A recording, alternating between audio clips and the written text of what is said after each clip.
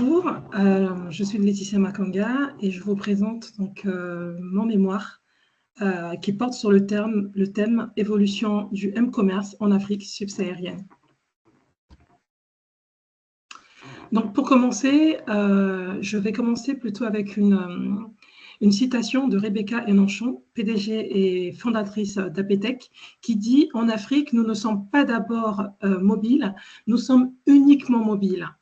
Alors, cette citation, cette phrase illustre l'importance fondamentale du mobile dans nos vies quotidiennes, donc les Africains, et dans l'économie africaine. Donc, le sujet d'aujourd'hui, le M-commerce, en Afrique subsaharienne, nous montre comment le mobile devient le moteur d'une transformation numérique et majeure. Et donc, pour cette présentation, je vous invite à embarquer dans un voyage à travers l'Afrique subsaharienne où le M-commerce joue un rôle central dans la transformation numérique.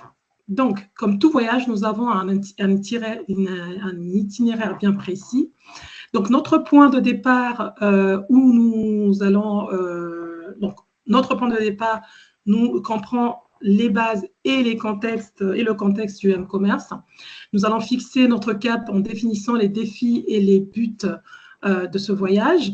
Nous marquerons un arrêt technique où nous détaillerons comment nous avons exploré le sujet, nous survolerons le paysage actuel et les tendances qui façonnent le M-commerce. Un atterrissage forcé sera certainement fait sur les solutions déjà mises en place et qui fonctionnent. Et ensuite, nous marquerons une escale passionnante où nous découvrirons les innovations techniques au cœur du M-commerce. Et nous poserons nos bagages pour réfléchir aux actions concrètes pour maximiser l'impact du M-commerce. Donc, ce sont les recommandations. Et enfin, nous atteignerons notre destination avec un résumé des apprentissages et une vision pour l'avenir.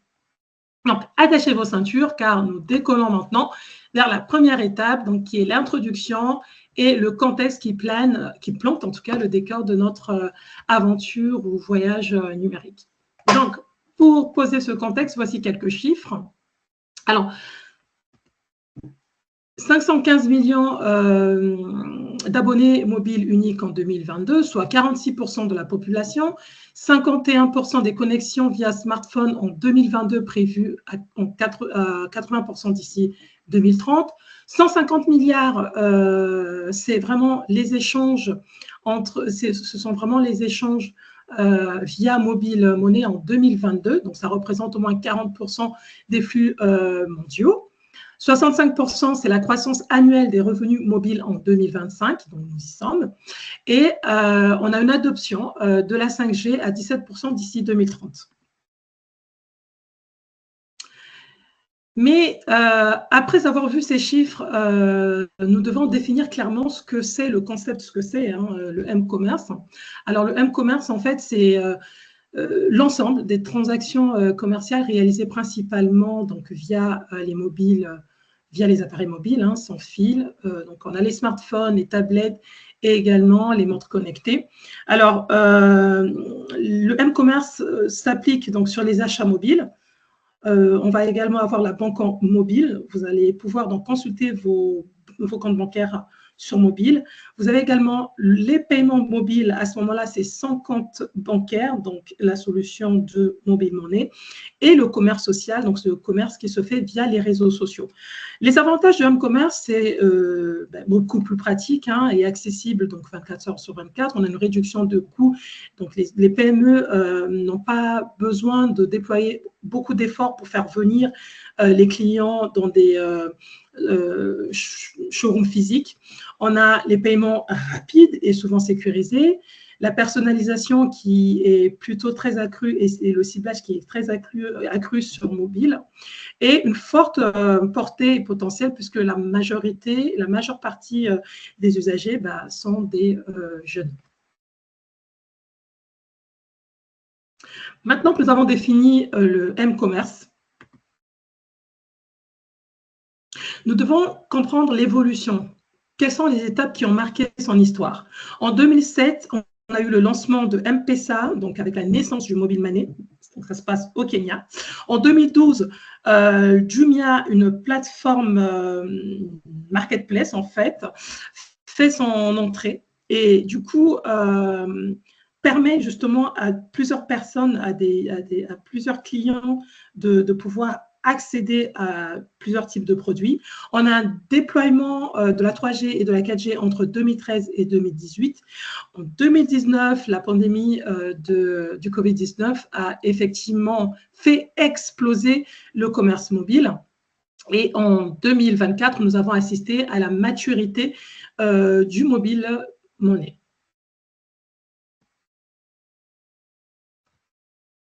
Donc, nous entrons maintenant dans une réalité qui façonne aujourd'hui donc le continent, à savoir qu'est-ce que signifie concrètement le mobile first, puisqu'on n'arrête pas de dire que l'Afrique évolue dans un environnement mobile first, pardon. Qu'est-ce que cela se veut dire? Alors, donc, ce qu'il faut savoir, c'est que l'Afrique subsaharienne connaît une adoption rapide des technologies mobiles. Les smartphones représentent aujourd'hui, je l'ai dit au tout début, 51% des connexions mobiles. On a le mobile monnaie qui est un levier d'inclusion financière majeur avec 1,35 milliard de comptes enregistrés. Alors, les défis existent, c'est l'inégalité de la connectivité entre les zones urbaines et les zones urbaines rurales, et il y a également les coûts élevés des terminaux.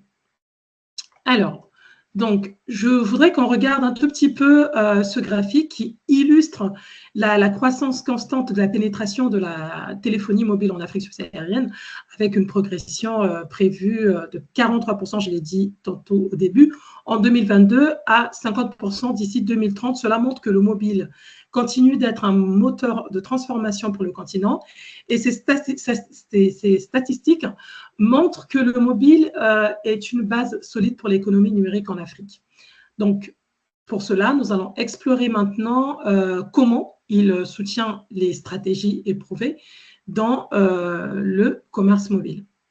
Nous allons maintenant parler donc de la problématique et des objectifs. Alors, moi, j'ai exploré deux problématiques. Il y a deux enjeux. Donc, premier enjeu, les outils actuels suffisent-ils pour les PME ou doivent-elles intégrer des solutions innovantes, puisque les PME africaines sont sur les réseaux sociaux, sont sur les marketplaces, elles se servent vraiment, elles prennent parti de tous ces outils. Mais est-ce que ces outils suffisent-ils à rester compétitives, à rester visibles, justement? Deuxième problématique, c'est l'absence des sites Internet qui représentent vraiment un frein pour le m-commerce. Ce qu'il faut savoir, c'est qu'en Afrique, on n'a pas la notion vraiment du site Internet, mais plutôt des réseaux sociaux. Et pour cela, mon objectif était d'analyser les tendances et lacunes, identifier donc les stratégies adaptées et proposer des solutions concrètes. Et donc, pour la méthodologie, j'ai adopté une approche structurée et collaborative qui repose sur trois axes complémentaires, donc l'analyse documentaire avec les rapports GSMA de la Banque mondiale, de l'agence Ecofin. J'ai fait des interviews avec des experts et j'ai fait des études de cas, donc de marketplace ou des super apps.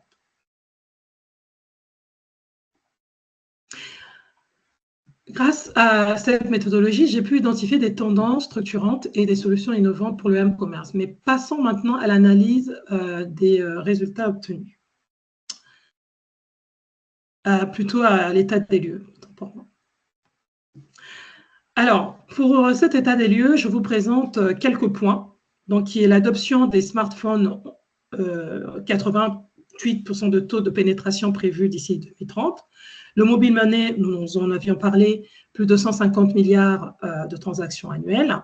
Le rôle des plateformes sociales qui dominent l'écosystème et l'infrastructure logistique, donc qui fait partie des défis et des coûts de la connectivité. les disparités et, entre régions. Vous avez vraiment une disparité entre l'Afrique du Sud, l'Afrique du Nord, l'Afrique de l'Ouest et l'Afrique centrale qui, elle, vraiment est un peu vraiment en retard.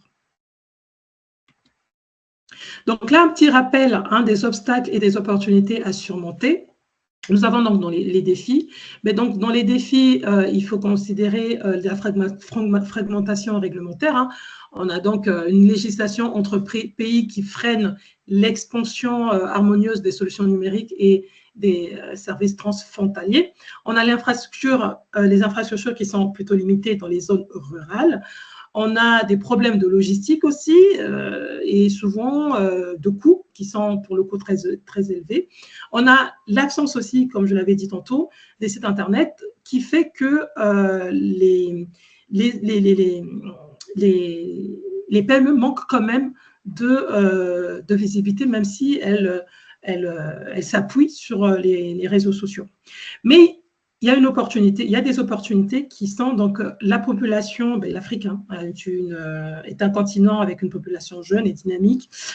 Les technologies émergentes comme la 5G, les super apps comme Ayoba font leur entrée et donc dynamisent effectivement le marché. Et l'inclusion financière en pleine expansion qui est portée par le mobile money.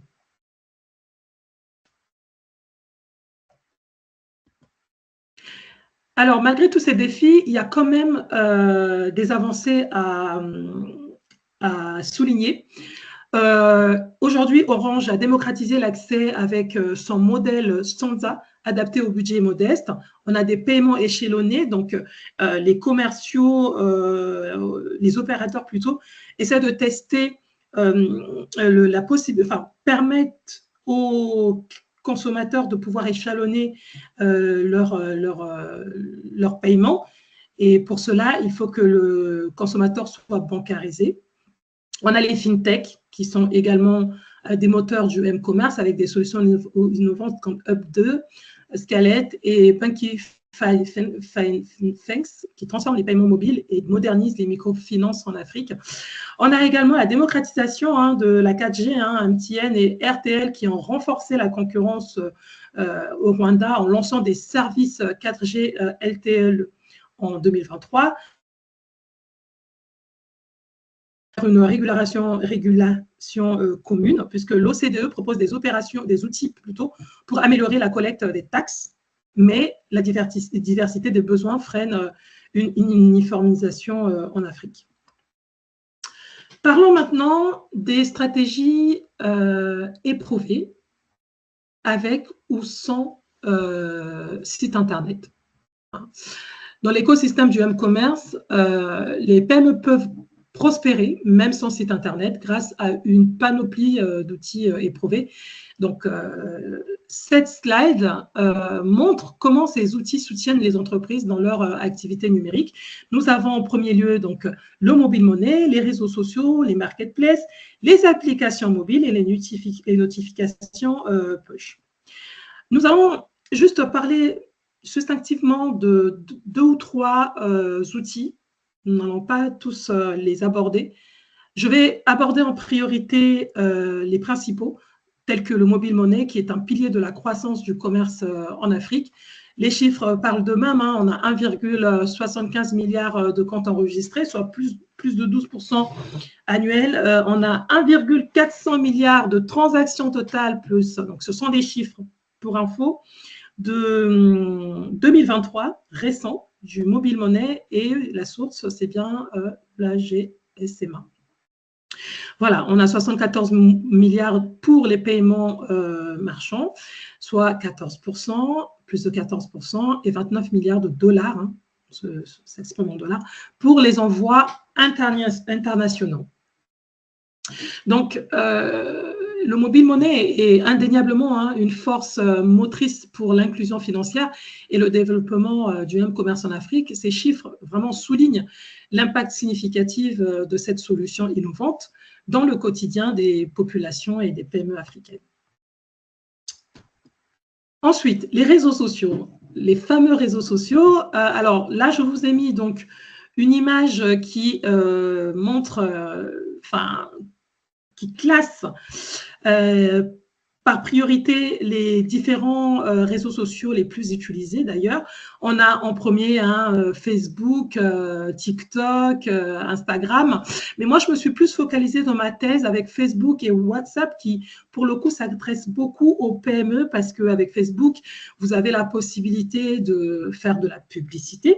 Et avec WhatsApp, vous avez la possibilité de créer des boutiques en ligne. Et d'autant plus que là, récemment, Meta a intégré l'intelligence artificielle dans WhatsApp Business. Vous pourrez retrouver cette information dans ma thèse. Donc voilà, pour moi, ce sont les deux principaux outils. Et donc, les avantages des réseaux sociaux, c'est vraiment le coût réduit des outils, l'accessibilité, l'engagement direct, parce qu'on arrive à créer des fortes communautés autour d'un produit, autour d'un service. Alors, c'est adapté au mobile, donc c'est mobile first. On cible précisément et c'est viral. Lorsque vous créez un contenu qui doit être viral, il sera viral. Vraiment, il n'y a pas de hasard. Et ça, c'est très bien. Par contre, il y a des inconvénients quand même, surtout pour les entreprises qui ne dépendent que des réseaux sociaux. Alors, les inconvénients sont la dépendance aux plateformes. Donc, vous n'avez pas vraiment la main sur votre… vous n'avez pas le contrôle, en fait, de votre business. La visibilité, parfois, peut être limitée parce que, par moment, les réseaux sociaux, il y a une concurrence qui est tellement forte qu'il faut avoir des reins solides. Vous ne pouvez pas vraiment optimiser, faire de l'optimisation via les moteurs de recherche. Et il y a une courte durée aussi de vie parce que pour rester compétitif, il faut produire et produire et produire du contenu. Le marketing d'influence. Moi, pour le marketing d'influence, je vais me focaliser sur l'hyper-localité, qui est un mouvement qui vraiment se développe beaucoup en Afrique.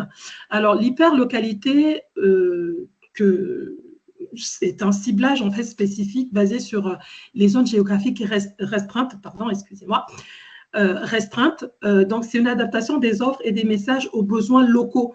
Donc, vous arrivez à créer une communauté, mais l'influenceur, pour le coup, est très, très proche de cette communauté-là.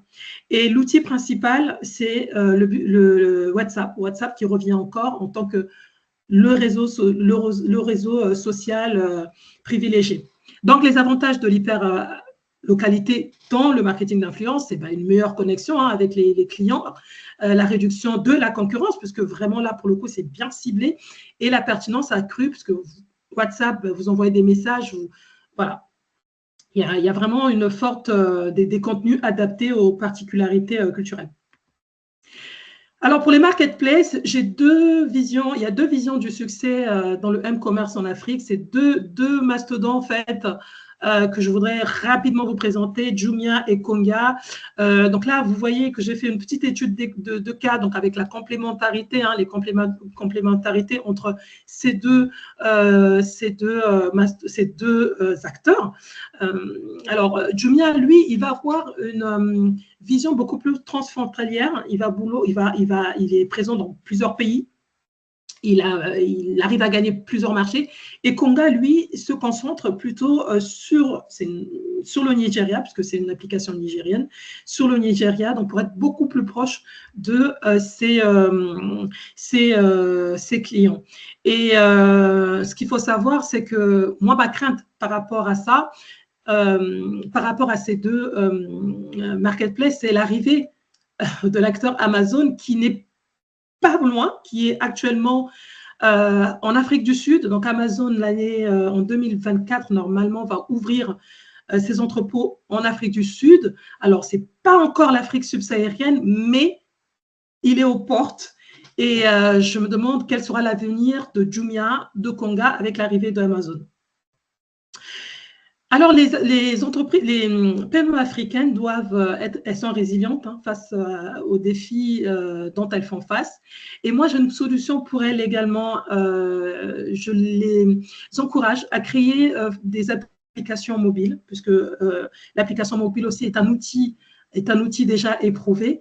Et plutôt que de se contenter, plutôt que de mobiliser des frais pour créer une application mobile, moi, j'opte pour le do it yourself. Donc, vous avez la possibilité de créer des applications mobiles avec des outils, grâce à des outils, pardon, comme Jotform, Sibérien, Good Barber et Appigo. Alors, maintenant, nous rentrons vraiment dans une partie qui est, pour le coup, très intéressante, puisque les outils que nous avons vus démocratisent l'accès à la technologie pour les PME africaines et leur permettent en tout cas de renforcer aussi leur présence mobile.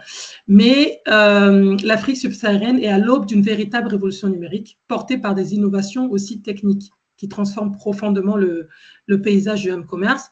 Donc, ces avancées permettent non seulement de répondre aux défis locaux, mais aussi d'exploiter des immenses opportunités offertes par le marché Mobile First. Et aujourd'hui, les technologies comme les super apps, la réalité augmentée, l'intelligence artificielle et même la connectivité satellite définissent les pratiques commerciales et le quotidien peuvent définir, parce que certaines ne sont pas encore effectives, mais peuvent définir le quotidien des consommateurs.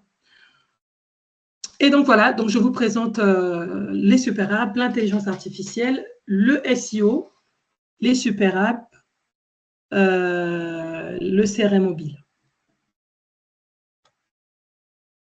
Et nous allons rapidement parler de 2 ou 3 outils. Je vais commencer par l'intelligence artificielle. Donc, imaginez des chatbots qui vous répondent aux clients 24 heures sur 24, 7 jours sur 7, avec des réductions de coûts et des chatbots qui peuvent répondre en lingala, en swahili, en des langues justement locales. On a également une analyse prédictive, donc on va pouvoir faire des recommandations ciblées pour augmenter nos ventes. On a la logistique aussi optimisée, on va pouvoir optimiser notre gestion de stock et améliorer les livraisons. Et par contre, on a quand même aussi des défis en termes d'infrastructures limitées et des coûts d'adoption élevés, puisque pour le moment, l'intelligence artificielle arrive à peine, quoi. Le SEO, je voudrais qu'on s'attarde un tout petit peu sur le SEO. Alors, le SEO, pour moi, je le considère comme un outil innovant et moderne en Afrique, parce qu'il est en perte de vitesse, certes, en Europe, mais il est encore sous-exploité en Afrique.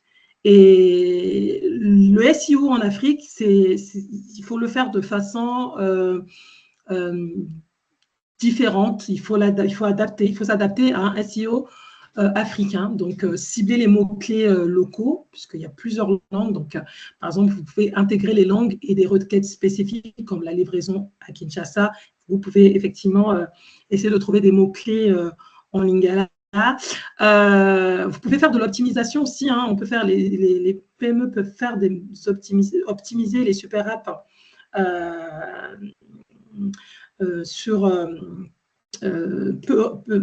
grâce au SEO, pardon.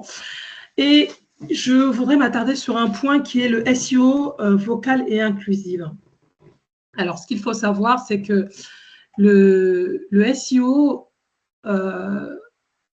vocal va pouvoir aider, en fait aider toutes les personnes malvoyantes et des personnes analphabètes. Voilà, parce que en Afrique, vous avez des personnes qui ne savent ni lire ni écrire, mais qui se servent de leur voix, justement, pour aller beaucoup plus loin. Donc, avec la montée de ces recherches vocales, on peut observer une opportunité unique pour répondre à des besoins immédiats via smartphone. Par exemple, un consommateur peut demander « épicerie près de moi » directement à son assistant vocal. Et enfin, l'accessibilité est un enjeu majeur, puisque ces outils permettent de toucher les populations peu alphabétisées ou malvoyantes. Et donc, le SEO en Afrique ne se limite donc pas aux techniques classiques, mais s'étend à des approches plutôt novatrices pour répondre aux spécificités culturelles. Alors, passons maintenant au super app, la révolution numérique en Afrique. J'ai des vidéos à vous montrer, des démonstrations de ces produits, mais je vais plutôt me focaliser sur la présentation et par la suite, je pourrais vous montrer, on pourra visualiser justement les vidéos. Alors, donc là, moi, je vous présente les super apps. Alors, c'est quoi les super apps? Alors, les super apps, en fait, ce sont des applications tout en un où vous pouvez jouer. Vous pouvez jouer, payer, acheter, consulter. Donc, vous avez deux opérateurs clés. Donc, Orange qui a produit Maxi-Hit et MTN qui a produit aujourd'hui Ayoba. Alors, donc, les super apps comme Maxi-Hit et Ayoba ne sont pas seulement des innovations techniques, elles répondent à des besoins spécifiques du marché africain. Et en intégrant donc la messagerie, les paiements et d'autres services dans une seule plateforme, elle permet de surmonter les contraintes d'infrastructure tout en maximisant l'engagement. Vous avez également le CRM mobile, donc on a une entreprise Simple CRM Afrique qui effectivement met à la disposition des PME des CRM mobiles et même offline, c'est-à-dire sans connexion, puisque vous savez que dans les zones rurales, il arrive qu'il n'y ait pas de connexion et vous avez la possibilité d'accéder à votre CRM même sans connexion.